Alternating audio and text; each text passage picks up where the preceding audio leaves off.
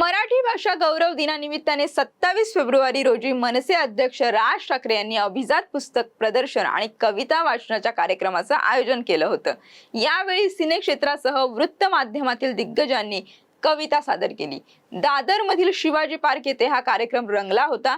या कार्यक्रमात स्वतः राज ठाकरे यांनी ही कविता सादर केली। सोनाली बेंद्रे यांनी विंदा करंदीकर यांची देणाऱ्याने देत जावे ही कविता सादर केली। याशिवाय विक्की कौशल, आशा भोसले, अशोक सराफ, आशुतोष गोवारीकर, महेश मांजरेकर, रितेश देशमुख, लक्ष्मण उतेकर यांनीही कविता सादर केल्या। दरम्यान या कार्यक्रमानंतर काव्य वाचनाचे अनेक व्हिडिओ सोशल मीडियाच्या माध्यमातून व्हायरल होताना पाहायला मिळतात। विशेष म्हणजे राज ठाकरे, शर्मिला ठाकरे आणि सोनाली बेंद्रे हे एकाच फ्रेम मध्ये असणारी एक व्हिडिओ सध्या व्हायरल होते। यामध्ये तिघेही छान गप्पा मारताना दिसतात। याशिवाय सोनाली बेंद्रे आणि राज ठाकरे यांचा एक व्हिडिओ सोशल मीडियावर व्हायरल होतोय।